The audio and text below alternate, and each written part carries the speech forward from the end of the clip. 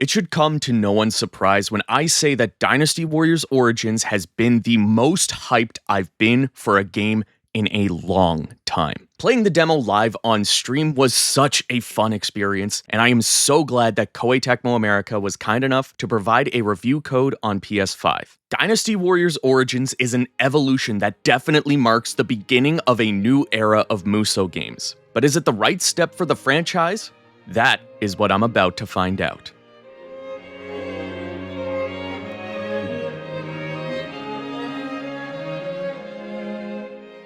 Hello everyone, my name is Chris Gildart, and this is my first impressions on Dynasty Warriors Origins, which is available for PS5, Xbox Series, and PC. Like I said, this is a new era in the franchise's history. In multiple interviews, producer Tomohiko Sho has mentioned this is not only a much larger game in the scale of story and immersive experiences, but also a return to form with an emphasis on strategic combat. Now, I haven't been playing these games since the very first Dynasty Warriors, but I've been around since Dynasty Warriors 3 Extreme Legends, and that was in 2003, so I'd say it counts.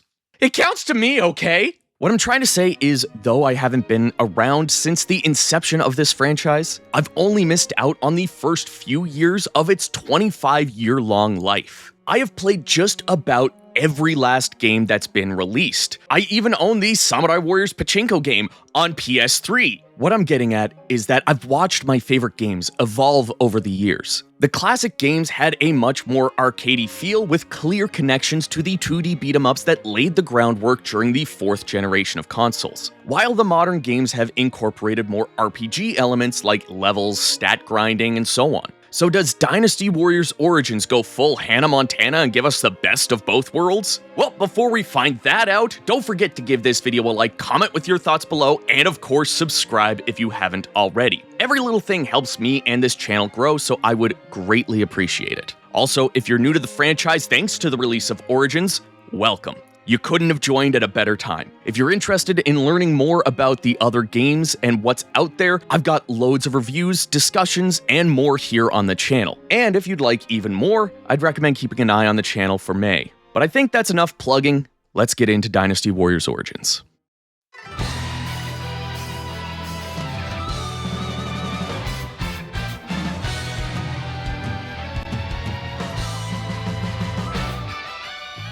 Starting things off strong, I think anyone can see that this is the best looking Warriors game to date by a long shot.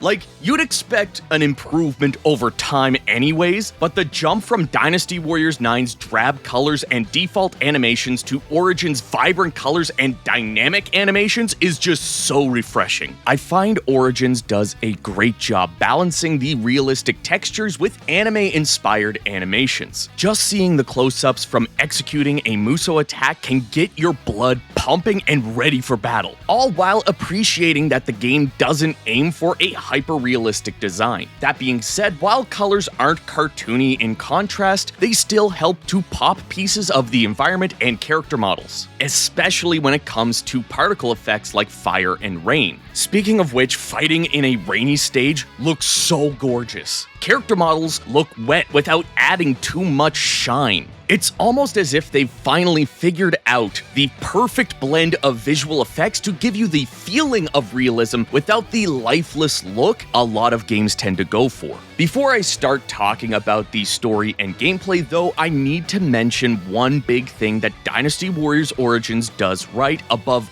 all else that no other Warriors game was able to do up to this point. And that is scale. The scale of the emotions and the stakes when it comes to the story, the scale of the world around you without the need to drop you into an open world, and the most important part with any Warriors game, the scale of the battles. Stages are just absolutely massive. I am very happy to have been given the horse as early as you get it because I couldn't imagine running around on foot in this game. Even the smaller scale stages have this feeling that this tiny little skirmish is happening on a map that could be the venue for one of the largest battles in history. I remember saying that Samurai Warriors 5 had some of the most dynamic stage design of a Warriors game, and here we are with a game that goes leaps and bounds beyond that. incorporating a more realistic map design akin to Dynasty Warriors 9, but still with various paths and surprises in store. Combat-wise, I discussed most things when I covered the demo, but I was not expecting it to not only be this complex, but this well thought out. You still have your normal strong and Musou attacks, but how you use them will differ from weapon to weapon. Some have separate strings that don't interact, some have separate strings that do interact, some have a more traditional design. But beyond that, some weapons have attacks that can be charged to deal more damage, or charge the move to cover more area. Some attacks can only be executed while guarding or dodging. Every weapon also has access to battle arts by holding R1 and pressing one of the face buttons. There are also special battle arts that can be used to counter an enemy's battle art. Battle arts cost bravery, which are the orange hexagons you see above your health. Each battle art costs a different amount of bravery too, so it's important to keep an eye on your stock. I found it best to maintain enough bravery to counter an art if you have to, otherwise you'll need to dodge it because battle arts will break your guard. That being said, you might want to keep your finger on L1 to guard against enemy attacks. Not only can they take down a fair chunk of your health if you're not careful, but hitting guard at the right time will parry an enemy attack. I honestly found the window for this parry isn't as unforgiving as something like Dark Souls or Wolong, but that could also be because I decided to play on the easiest difficulty for the purpose of making my way through the story. Now, starting out, you only have about 4 bravery slots, and there are battle arts that cost more than that. So how do you increase them?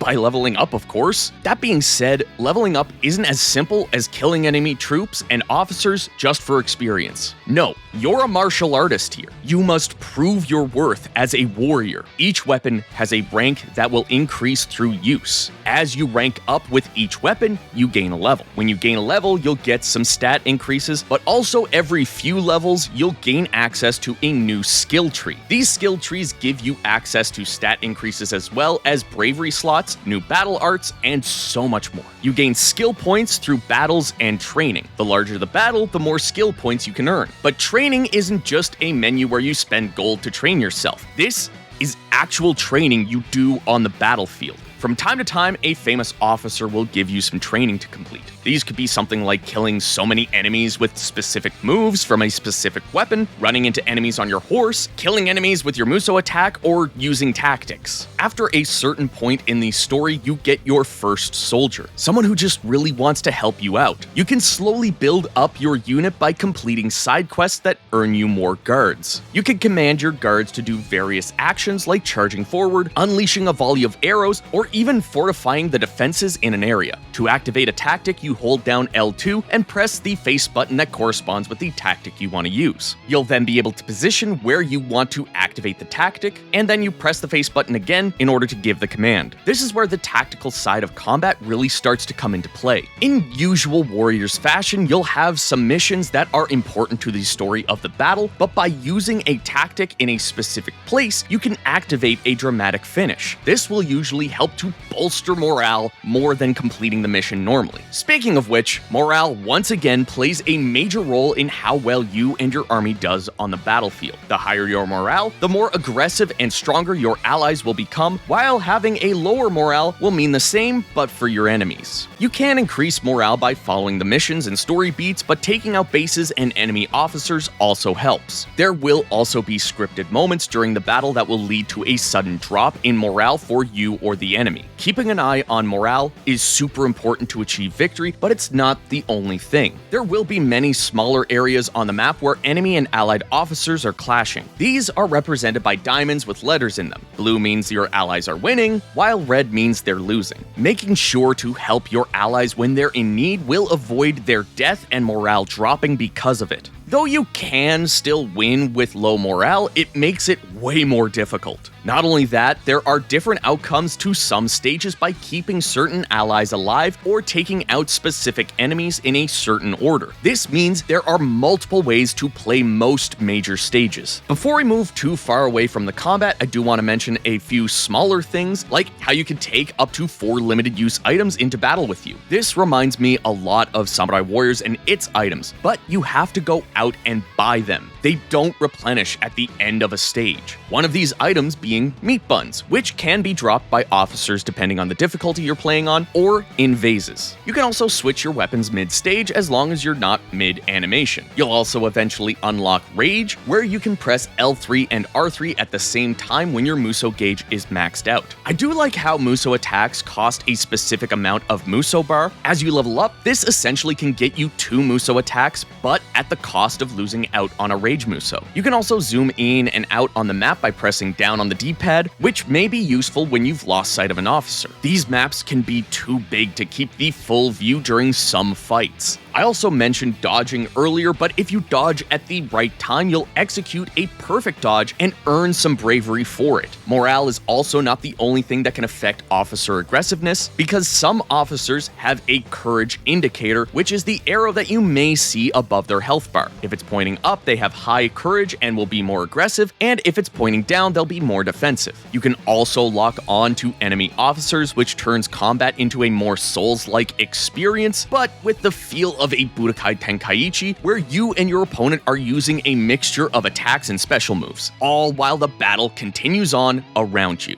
So you do still have to be careful not to take a stray arrow to the knee. If you want a more traditional Warriors experience, I'd recommend only using lock-on when you absolutely need it. You can turn on a setting that automatically locks onto enemy officers when you attack them or are attacked by them. I found this really useful for focusing on enemy officers, but I turned it off when I wanted to focus more on the troops. From time to time, you'll also be able to press triangle to give a command. This could be burning down watchtowers or ballistas, or opening base doors. If you have sufficient guards at that point, you can activate it as long as no enemies stop them from completing the action. That being said, if you don't have sufficient guards, you must wait until your allies reach you to give the command. All of this is done to perfection to give us the best hack and slash experience while adding tactical elements that don't spell victory or defeat, but definitely contribute to those outcomes. And with that, I think I've covered everything I want to about the combat for now. There's definitely stuff that I left out,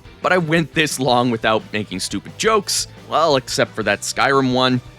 Fart! There. Now that that's out of my system, let's get into the story. I do highly recommend experiencing this story firsthand. You will make connections to these characters, and I plan to stream Origins with a specific outcome in mind, so be sure to watch and see what differences we get. But the big reason I want to mention that you should experience this yourself is because it's insane. To say there's been a jump in storytelling quality here is an absolute understatement. It's more like a double jump or even a triple jump. Because I want to give everyone the opportunity to opt out of listening to me nerd out about the story, I will say a big spoiler warning for the story up to just after Hulao Gate at the end of Chapter 2. If you're fine with spoiling that part, feel free to keep watching, but if you want to experience the story yourself, you can skip ahead to the timestamp that you see on screen. There should also be a timestamp in the description, which will create a chapter on the timeline here on YouTube, so just jump ahead if you want, but this is your final warning. And if you're still here, it's time to buckle up. This is going to be one hell of a ride.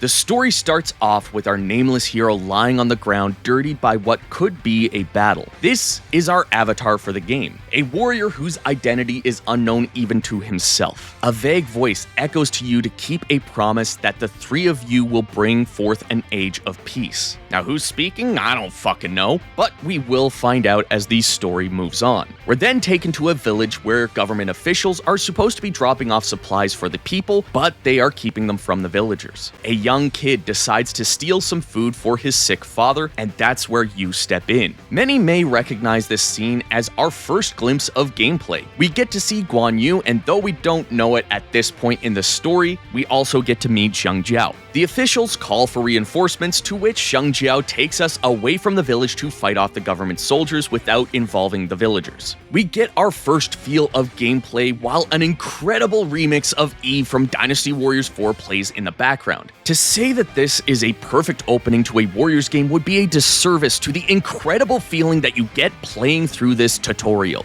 because that's what it is. It's just a tutorial, but it is an important moment in the story as well. After this, we get to have a fireside chat with Guan Yu where we get to name our nameless hero?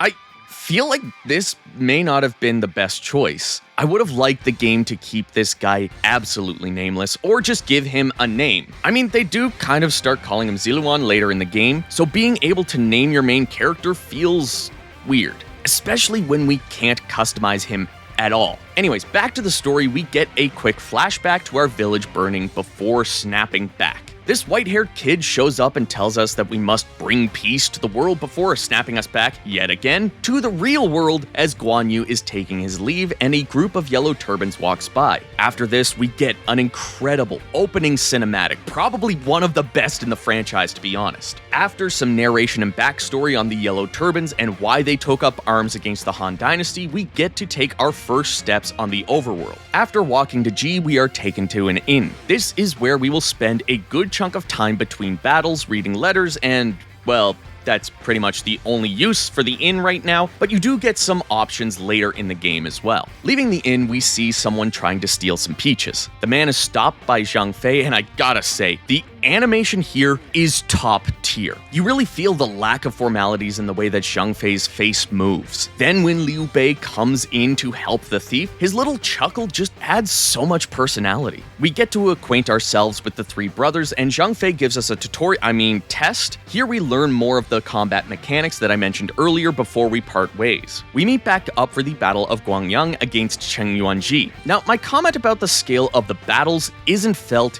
here. Even though it's our first battle, the map is rather small compared to most battles afterward, but it still feels pretty average in size for a Warriors game. The stage plays out pretty much exactly how you'd expect, though there is this really neat section where the camera shows Guan Yu and Liu Bei fighting along the other side of some cliffs, and I just gotta say, that was really neat. After the battle, we go back to the inn where we find the white-haired kid. He says our amulet is special. He explains that we'll eventually regain our memories, including who he is. We leave, chat with Zhang Fei, buy a spear, and then it's time to experience skirmishes. These are random battles that will appear on the map in certain areas. Now, they're much smaller fights, usually with bandits, pirates, or yellow turbans, though even these slowly grow in scale as you play throughout the story. I played a couple of these before going back to the three brothers, where Liu Bei invites you to join them in the next battle. We obviously agree and part ways to meet at the next camp. While walking the streets, we run into a woman with a similar outfit to ours. She says her name is Zhuhe and is a guardian of peace. She also says that we're a guardian of peace too, and the fact that we're going after Zhang Jiao means our instincts as a guardian are still embedded with us. Zhuhe explains that the Yellow Turban's magic comes from a specific incense that we as guardians of peace will be able to see in the air and no one else can. Well, that's good to know because I was starting to question why I could see the stank flowing through the air. We make our way south where we find ourselves in Yan province, where we see some yellow turbans pillaging a town. This is where Cao Cao, Xiahou Yuan, and Xiahou Dun show up. So we head to the expeditionary camp nearby with Liu Bei and meet with Cao Cao, Zhu Jun, and Hong Fusang. Even these generic officers look great in this engine. Zhu Jun accepts Liu Bei's request to help and assigns us under Cao Cao. We then get a nice conversation between everyone, and I gotta say, about this point is where I noticed how good everything is. The voice acting, the direction, the writing, the musical score, and the character personalities. Cao Cao, though cold and calculated, still shows how honorable he is. Xiahou Yuan is relaxed and friendly, while Xiahou Dun is stern but caring for his comrades. Like, everyone still has the personality you'd expect from the older games, but much more grounded and genuine. Though I am sad to see a new voice cast, I think this was the right choice for things. The next stage is the Battle of Yingquan against Xiang Bao. Here we get to use the Eye of the Sacred Bird, and it's how we can find the incense to stop their magic. I gotta be honest though, there are some really interesting uses for this in other stages as the game goes on. This stage is where the scale of things really starts to kick in too. Bases are much larger than they used to be compared to your character. But then we have to deal with tornadoes, and they are massive. After taking out Zhang Bao and saying goodbye to Liu Bei and Cao Cao, we make our way to the next expedition camp, where we get to meet Sun Jian and fight in the Battle of Wan Castle against Zhang Liang. Since this battle involves a castle, we get to see what a siege looks like in Origins, and if you really enjoyed Dynasty Warriors 6's sieges, you will absolutely love this. Between ladders, catapults, ballistas, rams, and so on, there's just so much on the battlefield for your army to use. Now, you don't get to control these things directly, but you can assist in their production and defense so that the army can lay proper siege. This really gives you the feeling of being a warrior among a large army. We take out Zhang Liang and get to fully meet the officers of Wu. After this battle, we can find a merchant who will give us our first horse, and we can actually ride our horse on the overworld. We can also have conversations and receive training from various officers in the overworld. We then go back to G Province, where we're introduced to the Big Dong himself. Instantly, his personality is unlikable. He's sleazy, but not in the same way as before, where he used to fight for a world of debauchery. Now he is a man who believes ultimately in power. He wants it all. He is our commander in the Battle of Guangzhong, where we take on Zhang Jiao head on. Since we have a horse, these stages are now going to start getting much larger. There are multiple paths to take, large areas, bases, castles, and it is so impressive. Around this time, I jokingly turned to Chels and asked, wait, is Dynasty Warriors good now? Like, we fans tend to joke that Dynasty Warriors isn't as good as we actually say it is because of the long list of middling to poor reviews that many publications and press outlets give the games, but I really think this is true. I can't believe the jump in quality that literally every part of this game has experienced. Even the music is fit to become one of my favorite Warrior soundtracks, joining the likes of Dynasty Warriors 4 and 6. It's got the perfect mix of chugging rock and metal with symphonic elements. Even the solely symphonic tracks used for the emotional moments in the game are so well orchestrated that I actually found myself enjoying them just as much as the heavier songs. Now, Zhang Jiao escapes from this battle, and we find him near a campfire where he says he will plan to rein in those who are pillaging, but will not stop the Yellow Turbans and will continue to lead them against the Han. After this, we all join together for the final battle against the Yellow Turbans, and holy shit, this map is huge. Like, damn. Not only that, we get this great remix of Ignition from Dynasty Warriors 6, yet another great track from the history of this franchise used perfectly for the final battle. These stages are so well designed too. In order to be fully successful, you really need to pay attention to what's going on and what people are saying. If you're able to get the charge set up, you get this more epic symphonic version of Ignition, where the distorted guitar's steadfast bass and rampaging drums drove you forward previously. The subtle augmented chords from these strings and brass create the urgency and emotion of the battle that you're playing. Though you are able to overpower the Yellow Turbans, Zhang Jiao escapes yet again, but the white-haired boy tells you where to find him. You go, and he starts to use his magic against you in a one-on-one battle. This has got to be one of the best boss battles that's ever been in a Warriors game. And I know that that's not really saying much because Warriors games don't usually have boss battles in the traditional sense, but fuck. After defeating Zhang Jiao in our one-on-one fight, the Yellow Turban troops show up and Zhang Jiao calls upon a storm. The rest of our allied army shows up and we get an incredible, epic fight with Zhang Jiao, the Yellow Turbans, and the expeditionary forces. Though we put up a good fight, Zhang Jiao is able to escape.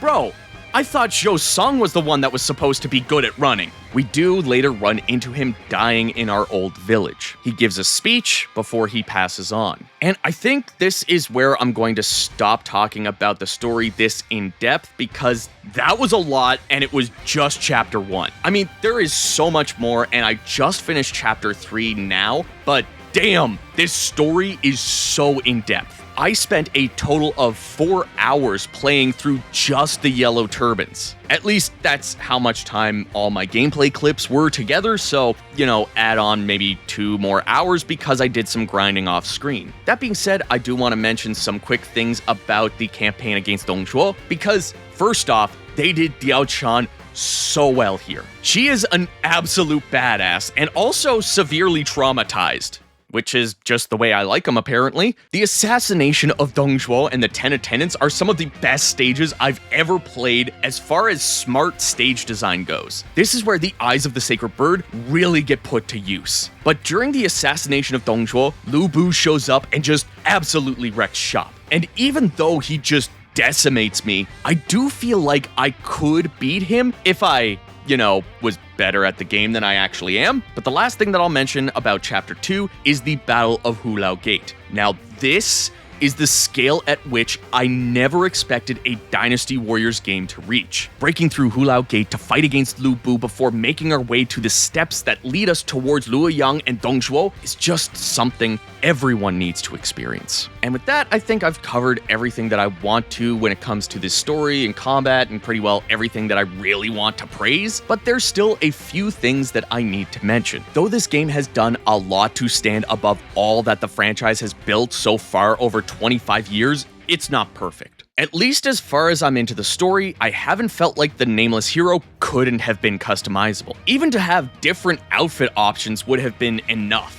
Maybe we'll see some DLC, but it's kind of disappointing to see nothing in the base game. Also, like I said, some characters call you Ziluan, so why wouldn't they just call him Ziluan? They also gave him a voice actor, but he doesn't really speak outside of combat. Any dialogue options are just said in silence. Ziluan is just a self-insert to the full extent, and it's just really annoying that they didn't try to give Ziluan any sort of personality, even to try to make him a character that we could say that we like. Maybe further into the story I'll see more value in this choice, but I would have preferred to at least see costume options. I do have a handful of theories about who Ziluan is, but I don't want to say any here. All I'll say is that there are a couple of theories that are going to require some really solid writing in order to land them properly. Going with a self-insert character like this also makes it hard to implement a 2-player option without just having the second player play as one of the companions. But even then, not all stages allow you to select a companion. Maybe if they gave you the option between playing as Ziluan or Zhuhe, you could just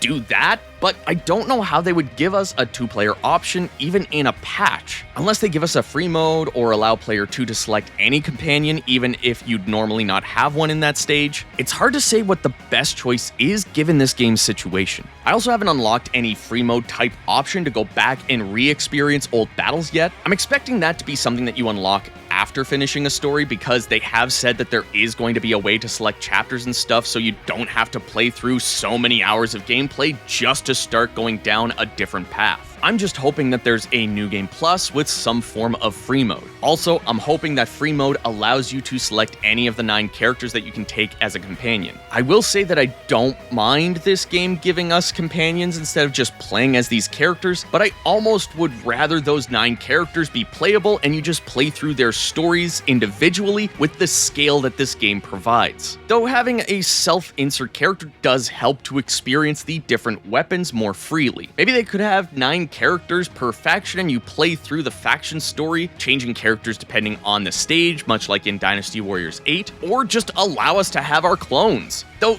there does seem to be a couple of weapons we can't use, like the club, knives, warfan, and so on that the generic officers use, as well as Lu Bu's halberd. But it shouldn't be that tough to create a fully fleshed out moveset for these weapons. Though again, that would have its drawbacks because you don't get to experience the story through one specific person, so that could lead to a lack of connection with the characters. Talking to the officers, I actually want to pick proper responses to build bonds with them and learn more about their character. I mean, there's even a moment with Xiahou Dun where he talks about Cao Cao's love of poetry. They went above and beyond for this story, and as much as I would have loved to be able to play as all of these famous officers, I do think our Nameless Hero was the right choice in the end. Just please Give us a free mode type option after beating the game and allow me to play through these stages as the famous officers. That's all I ask in order to make this game perfect in my eyes. Also, give me romance options because what I had with Diao-chan needs to be explored more. I must protect her with everything that I have.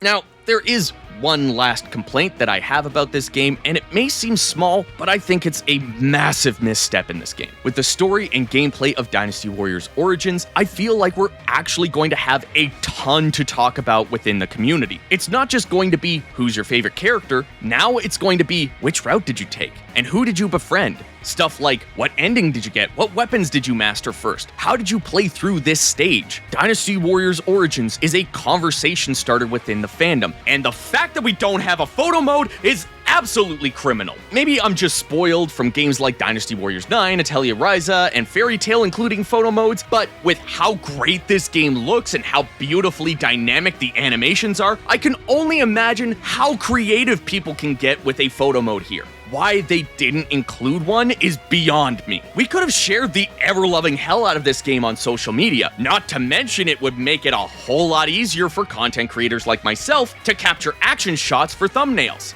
I just don't get it.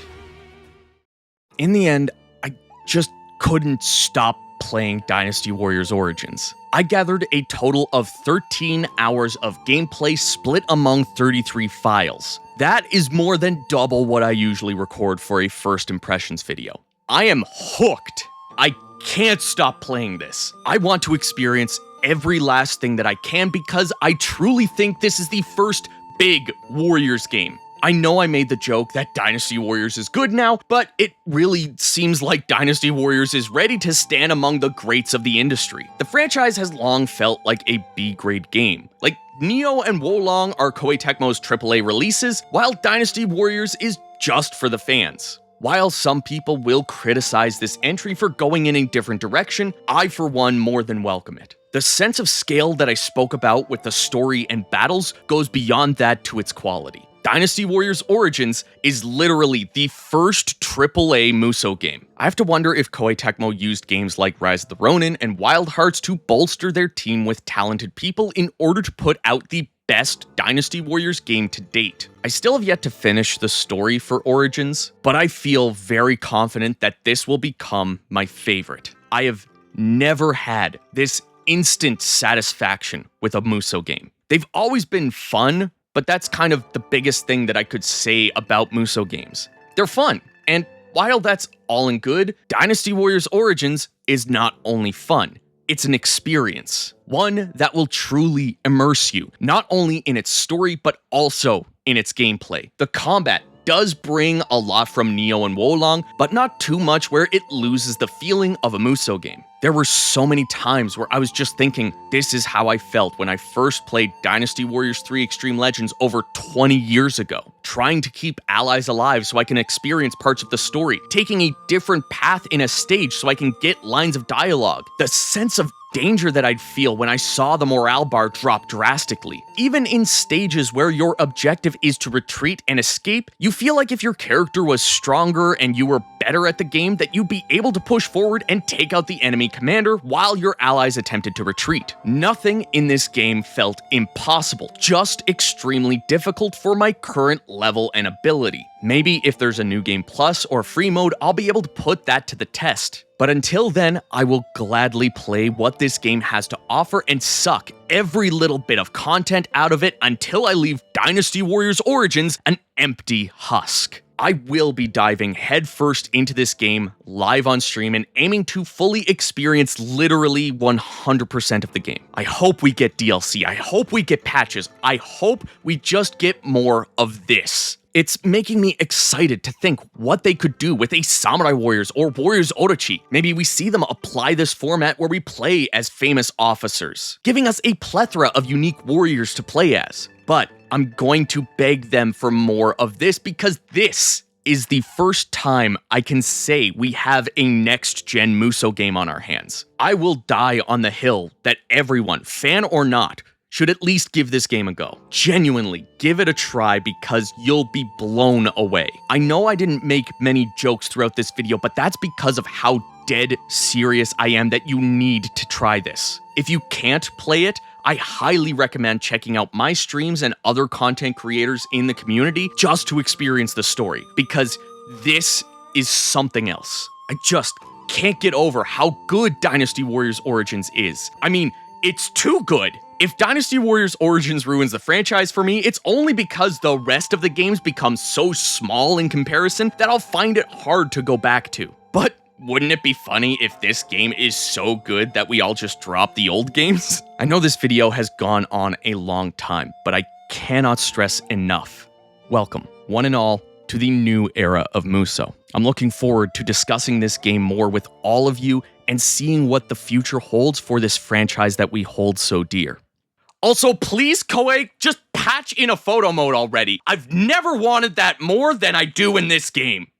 Anyways, everyone, thank you so much for watching my first impressions on Dynasty Warriors Origins. If you enjoyed it, give it a like and subscribe for more. What was your first Warriors game? Let me know in the comments below. And if you'd like to help support this channel and what I do here, you can join the guild, just like these awesome people that you're seeing on screen right now. You can join them at the end of every single video for just $1 a month over on Patreon and YouTube members, or you could donate in a one-time fashion and join the volunteer unit over on Ko-fi or through super chats during live streams. A special shout out to my guild generals Beggy Beg Beg and Loose Chojin for supporting this channel at the top tier. There are other wards and other tiers as well, so check out the links that you see on screen, and I will see you all down in the comments.